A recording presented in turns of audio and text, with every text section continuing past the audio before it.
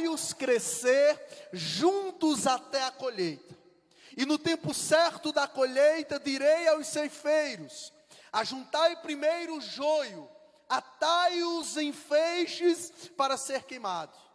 Mas o trigo recolhei-o no meu celeiro.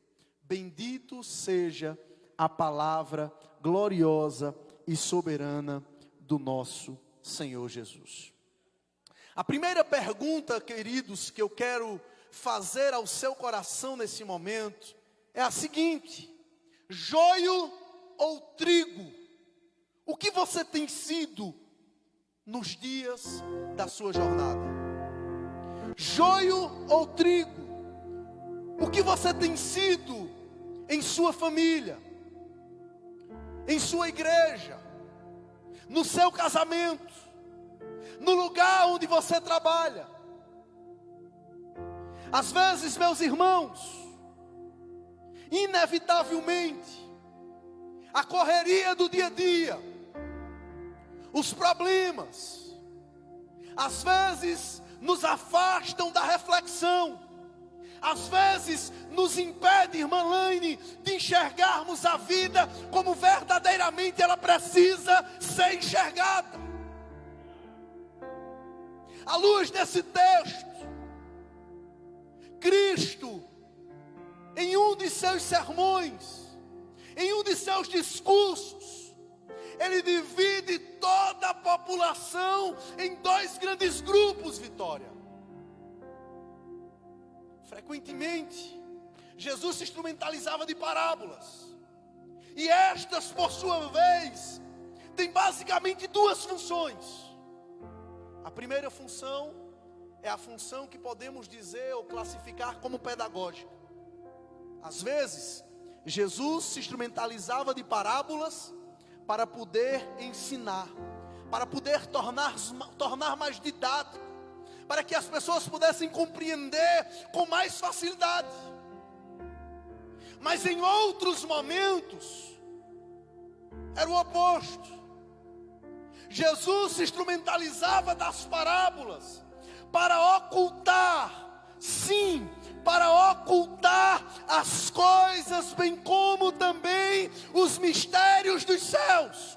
O texto nos diz, em Mateus capítulo 13, versículo 10 e o versículo 13: então se aproximaram os discípulos e lhe perguntaram: por que lhes falas por parábolas? E ele respondeu: porque a vós outros é dado conhecer os mistérios do reino dos céus, mas aqueles istos não lhes é concedido. Por isso lhe falo por parábolas, porque vendo não irão ver, e ouvindo não ouvem, nem tampouco conseguirão entender. Capítulo 13 de Mateus é o capítulo que podemos definir, auxiliar Danilo, como o capítulo das parábolas. Existem 8 parábolas.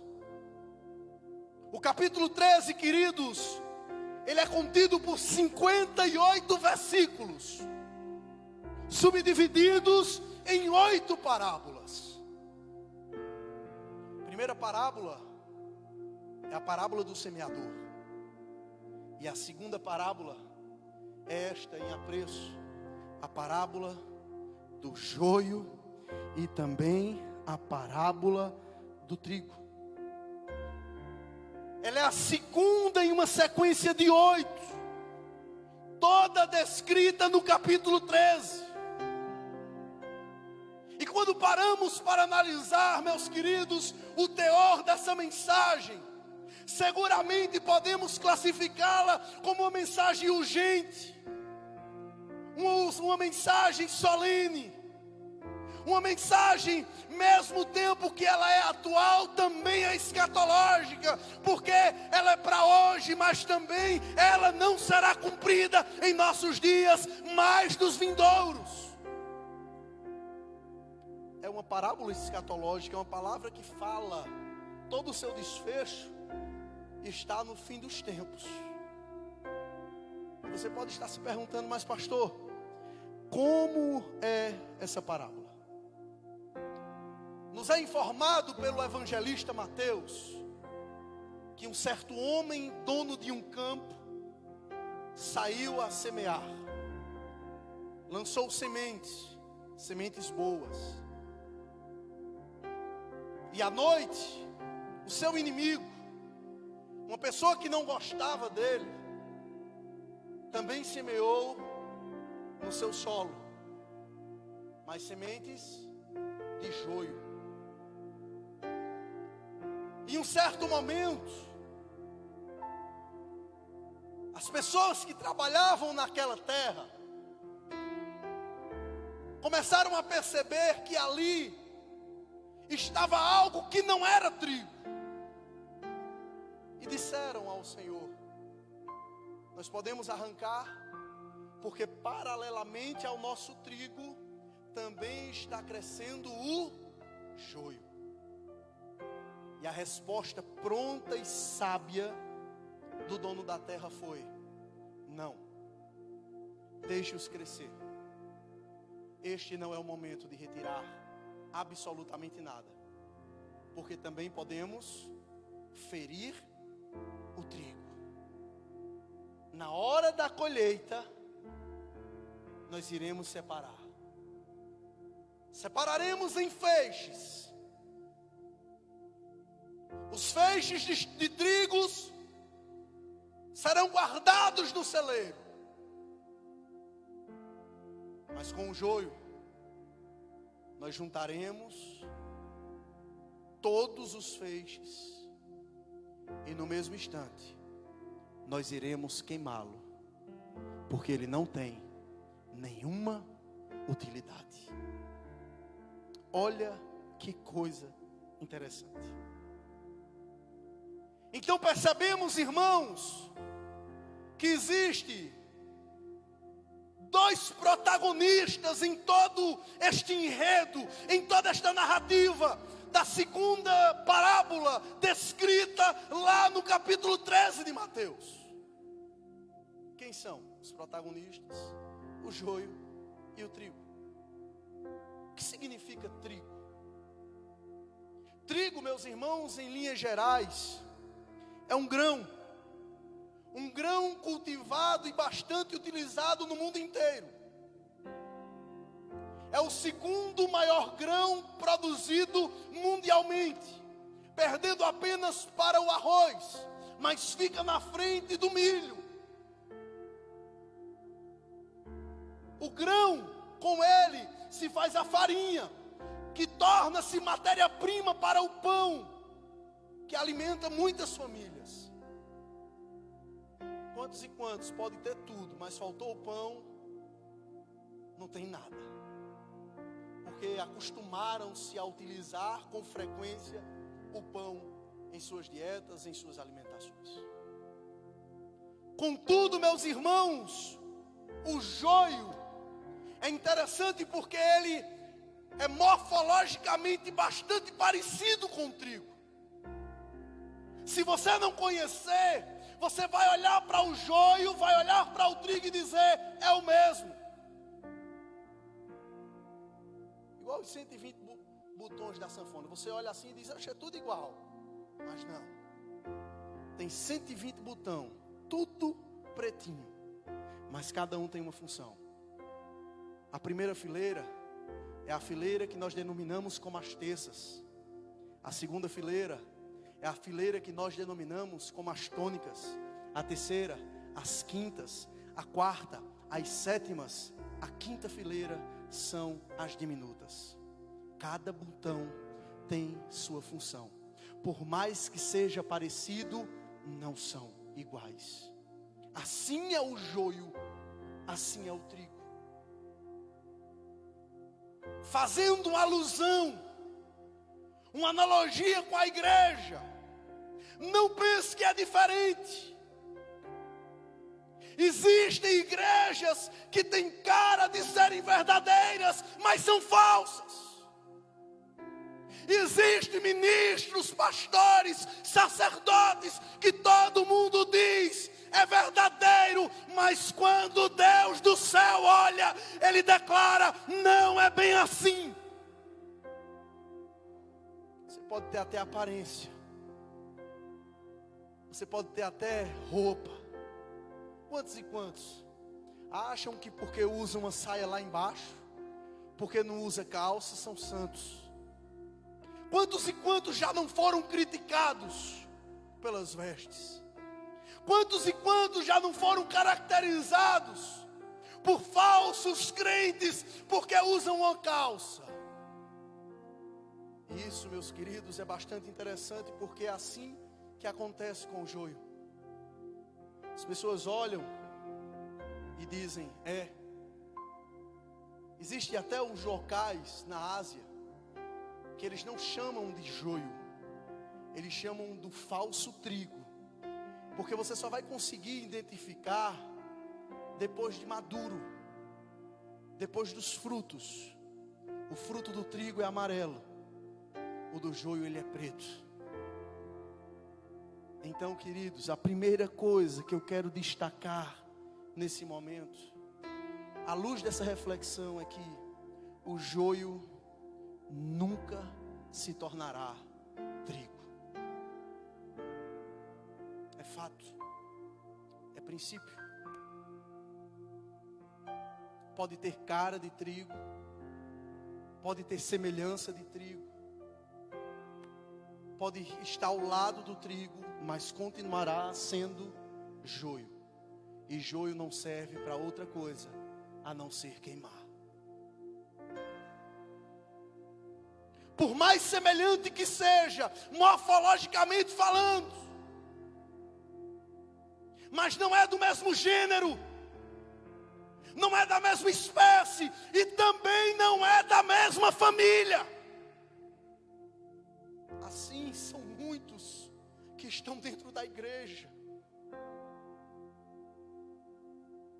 cresceram com a gente, comungaram conosco, participaram de ceias conosco, foram batizados conosco, vimos o seu avanço, vimos o seu crescimento, mas existem pessoas que jamais conseguirão ser trigos, porque a sua essência, ela é literalmente de joio.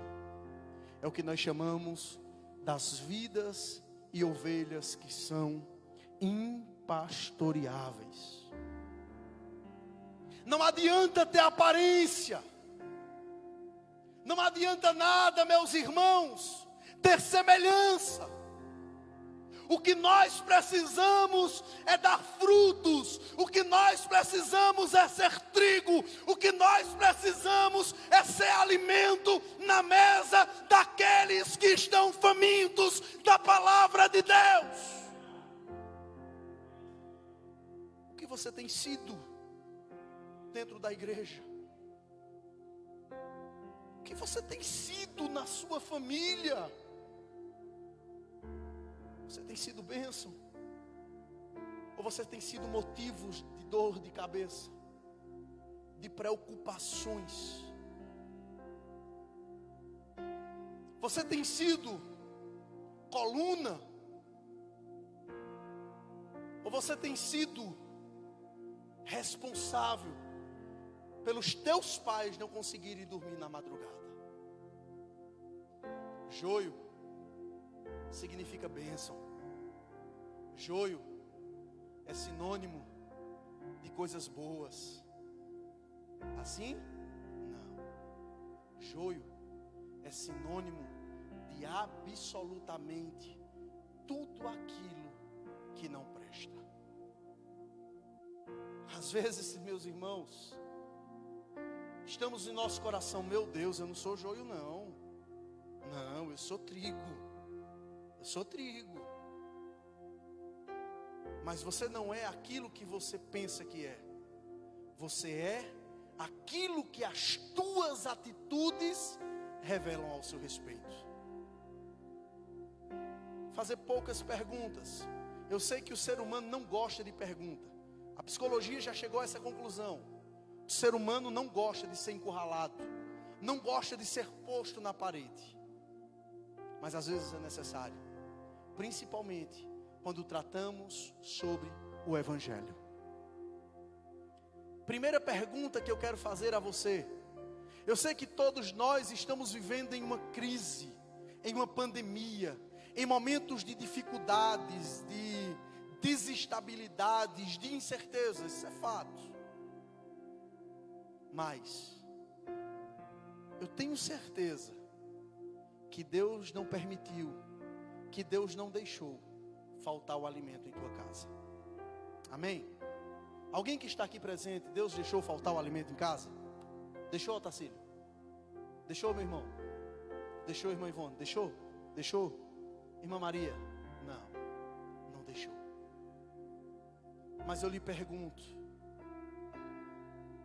quantas vezes você pensou em providenciar alguma coisa para abençoar uma vida que estava necessitada? Você tem coragem, eu tenho coragem de dar R$200 em uma blusa, em uma calça, em um sapato. Se chegarmos na casa de muitos dos que estão me ouvindo, tanto os presenciais como também os virtuais, eu tenho certeza que ao abrir o guarda-roupa, terá sapatos e sandálias para escolherem, e que serão difíceis contar com apenas os dedos das mãos. Estou errado? Estou mentindo? Não. Mas muitas vezes nós não temos coragem de pegar um par de sapatos, sair no carro, na rua, e dizer: Deus, me ajuda a abençoar uma pessoa, me ajuda a ser bênção na vida de alguém. Estamos em um momento de frio, um momento onde o clima esfriou, a temperatura baixou. E eu tenho certeza que muitas pessoas estão passando frio nesse exato momento. E às vezes nós temos 4, 5, 10 camisas, muitas vezes que nem utilizamos, mas não temos a coragem de tirar uma do nosso guarda-roupa e dizer: eu vou abençoar uma vida que precisa. O nosso dinheiro, porque hoje há um problema muito grande em falar em dinheiro nas igrejas evangélicas, e em partes eu concordo. Concorda, pastor? Sim. Porque hoje existem muitos charlatões, existem muitas pessoas que fazem da igreja meio de vida, existem muitas pessoas que fazem do púlpito um balcão, que comercializam as escrituras, que vendem objetos dizendo que é santo. Igrejas que se distanciaram do verdadeiro evangelho e dizem que para uma pessoa ser transformada, você precisa trazer uma foto ou uma camisa para ser consagrada e aquela pessoa vesti-la. Igrejas que dizem e que fazem campanhas de água ungida, de rosa ungida, de arca da aliança, e um monte de campanha que não tem nada a ver com os princípios e preceitos estabelecidos nas Sagradas Escrituras.